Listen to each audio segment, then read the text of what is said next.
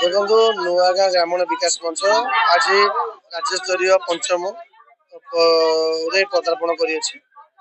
ଆମର 4 ବର୍ଷ ଧରିକି ରଜ ମହୋତ୍ସବ କରାଯାଏ, ଆପଣମାନେ ଜାଣିଛନ୍ତି। ଆଜି ପଞ୍ଚମ ବର୍ଷ ହେଲା। ଆମର 4 ଦିନ ଧରିକି କରାଯାଉଛି। ଓଡ଼ିଶାରେ ସବୁ ଜାଗାରେ 3 ଦିନ କରାଯାଏ, ଆମର କିନ୍ତୁ 4 ଦିନ ଆମେ କରୁଛୁ। ପ୍ରସ୍ତୁତି 15ରୁ 20 ଦୋଳି ପଡୁଛି। ସିକ୍ୟୁରିଟି ନିୟୋଜିତ କରାଯାଇଛି ସୁରକ୍ଷା ପାଇଁ। ବାଉଁଶର ସୁବିଧା କରାଯାଇଛି, ୟୁରିନାଲ ବି କରାଯାଇଛି, ସବୁ ପ୍ରକାର ସୁବିଧା କରାଯାଇଛି। ଆଉ ଆପଣ ରଙ୍ଗାରଙ୍ଗ କାର୍ଯ୍ୟକ୍ରମ ବି ରାଜ୍ୟ ବାହାରର ସୁନାମୀ ଧନ୍ୟ କଣ୍ଠଶିଳ୍ପୀ ସମସ୍ତେ ବି ଆସୁଛନ୍ତି। ଆମର 13 ତାରିଖ, 14 ତାରିଖ, 15 ତାରିଖ, 16 ତାରିଖ 4 ଦିନ ଧରିକି ଆମେ କରୁଛୁ। ସକାଳ 10ଟାରୁ ରାତି 10ଟା ପର୍ଯ୍ୟନ୍ତ ସବୁଦିନ ପ୍ରୋଗ୍ରାମ କରାଯାଇଅଛି। ସକାଳ 10ଟାରୁ ସନ୍ଧ୍ୟା 6ଟା ପର୍ଯ୍ୟନ୍ତ ଆମର ଅଞ୍ଚଳ ଲୋକଙ୍କର ପ୍ରତିଭାକୁ ନେଇକି ଆମେ କରିବା ପାଇଁ ଚାହିଁଛୁ। ସନ୍ଧ୍ୟା 6ରୁ ରାତି 10 ପର୍ଯ୍ୟନ୍ତ ସାଂସ୍କୃତିକ କାର୍ଯ୍ୟକ୍ରମ କରୁଛୁ। ବଲିଉଡର ପାମଲା ଜେନ୍ ଆସୁଛନ୍ତି ଗାୟିକା, ଆଉ ପପମ ଓଡ଼ିଆ ଅଭିନେତା ହାସ୍ୟ ଅଭିନେତା ସିଏ ଆସୁଛନ୍ତି। ଟୁକୁନା ଷ୍ଟାଇଲିଶ ଆସୁଛନ୍ତି।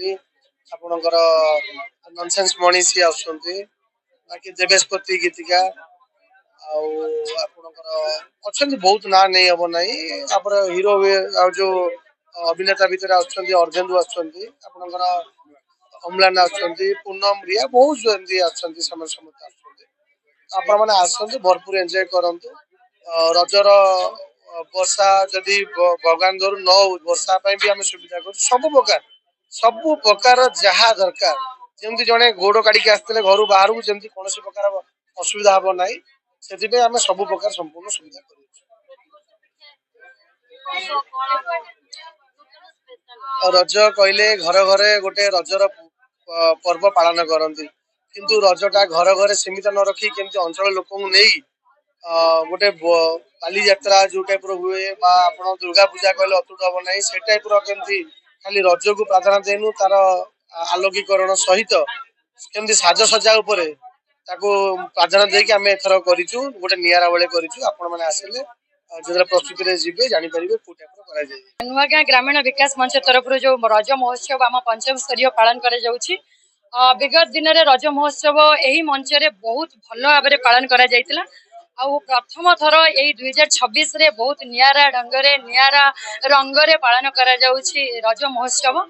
ନୂଆଗାଁ ଗ୍ରାମୀଣ ବିକାଶ ମଞ୍ଚ ମୁଁ କହିବି ଏକ ତ୍ୟାଗ, ସେବା, ସଂସ୍କୃତି, ପରମ୍ପରା, କଳାକାରଙ୍କର ମଞ୍ଚ। ଏହି ମଞ୍ଚରେ ସେବା କାର୍ଯ୍ୟ କରାଯାଉଛି, କଳାକାର ମାନଙ୍କୁ ବଞ୍ଚାଇ ରଖାଯାଉଛି ଏବଂ ସଂସ୍କୃତି ପରମ୍ପରାକୁ ମଧ୍ୟ ଏହି ମଞ୍ଚ ମାଧ୍ୟମରେ ଆମେ ଦେଖିବାକୁ ପାଉଛୁ। ଯୋଉ ମଞ୍ଚରେ ଯୋଉ ଆଜିକା ଦିନରେ ଯୋଉଠି ରଜ ମହୋତ୍ସବ, ରଜ ଗୋଟେ ପାଳନ ଗାଁ ମାନଙ୍କରେ ସଂସ୍କୃତି ପରମ୍ପରା ଭୁଲି ଗଲେଣି, ସେ ଜାଗାରେ ରାଜଧାନୀରେ ଓଡିଶାର ରାଜଧାନୀ ଭୁବନେଶ୍ୱରରେ ଯୋଉଠିକି ନୂଆଗାଁ ଗ୍ରାମୀଣ ବିକାଶ ମଞ୍ଚ ଏକ ନିଆରା ପ୍ରୟାସ ଜାରି ରଖିଛନ୍ତି। ପୋଡ ପିଠା ସାଙ୍ଗକୁ, ମୀନା ବଜାର ସାଙ୍ଗକୁ ଢେର ସାରା କଳାକାର, ବଲିଉଡରୁ ଜଲିଉଡ ପର୍ଯ୍ୟନ୍ତ କଳାକାର ମାନେ ଆସୁଛନ୍ତି, ଷ୍ଟାର ମାନେ ଆସୁଛନ୍ତି। ମଞ୍ଚରେ ତାଙ୍କର ଦକ୍ଷତା ପ୍ରଦର୍ଶନ କରିବେ ଏବଂ ଝିଅ ମାନଙ୍କୁ ମାନେ ତାଙ୍କର ଯୋଉ ରଜ ମହୋତ୍ସବ ସେଲିବ୍ରେସନ କରିବେ, ତାଙ୍କୁ କେମିତି ସେ ଭଲ ଭାବେ ସେଲିବ୍ରେସନ କରିବେ, ସେଇ ପରମ୍ପରାକୁ ମନେ ରଖିବେ, ଆପଣେଇବେ ଏବଂ ଆଗକୁ ସେ ପରମ୍ପରାକୁ ନେଇକି ଚାଲିବେ, ସେ ବିଷୟରେ ବହୁତ ଗୁରୁତ୍ୱ ଦିଆଯାଇକି ଏ ରଜ ମହୋତ୍ସବ। ସ୍ମିତା ପାତ୍ର, ନୂଆଗାଁ ରଜ ମହୋତ୍ସବ ଏଇଟା ପଞ୍ଚମ ସ୍ତର ରଜ ମହୋତ୍ସବରେ ପହଞ୍ଚିଛି। ଆମର ନୂଆଗାଁ ରଜ ମହୋତ୍ସବ ସବୁଠୁ ନିଆରା, କାହିଁକି ନା ଯେମିତି ଭାଇ ଆମର କହିଲେ ଏଇଟା ବଜେଟ ଫୁଲ ମଞ୍ଚ, କିନ୍ତୁ ଏଠି ଛୋଟ ବଡ ସମସ୍ତେ ଏଠି ପାର୍ଟିସିପେଟ କରିପାରନ୍ତି। ଆଉ ଆମର ଏଇ ରଜରେ ପାନ, ମିଠା, ପିଠା, ବିଶେଷ କରି ଏ ବର୍ଷ 2 କୁଇଣ୍ଟାଲ ପୋଡ ପିଠା ମାନେ କରାଯାଇଛି କମିଟି ତରଫରୁ। ସମସ୍ତେ ଖାଇକି ଏଞ୍ଜୟ କରିବେ। ତାପରେ ଆମର ଏଇ ରଜ ମହୋତ୍ସବ ସବୁଠି 3 ଦିନ ହୁଏ, କିନ୍ତୁ ନୂଆଗାଁ ରଜ ମହୋତ୍ସବ 4 ଦିନ ହିଁ ସଜବାଜଠୁ ଷ୍ଟାର୍ଟ ହେଇଯାଏ। ତାପରେ ଆମର ଏଥିରେ ପାନ, ମିଠା, ପିଠା, କଳାକାର ବହୁତ ସାରା ଆସନ୍ତି, ନାଚ ଗୀତ, କମେଡିଆନ ଆସନ୍ତି, ପପୁ ପମ୍ପମ, ତାପରେ ଷ୍ଟାଇଲିଶ କୁନା, ଆମର ପ୍ରିୟ ମଣି, ତାପରେ ସୁମନ ବି ଆସୁଛନ୍ତି, ଆଉ ବଲିଉଡ କଳାକାର ବି ପାମିଲ ଜୈନ ଆସୁଛନ୍ତି। ବହୁତ ସାରା କଳାକାର ଆସୁଛନ୍ତି। ସମସ୍ତେ ଆସନ୍ତୁ, ସମସ୍ତେ ମିଶିକି ଏଞ୍ଜୟ କରନ୍ତୁ, ଦେଖିବେ ଗ୍ରାମୀଣ ବିକାଶ ମଞ୍ଚର ରଜ ମହୋତ୍ସବ କେତେ ନିଆରା।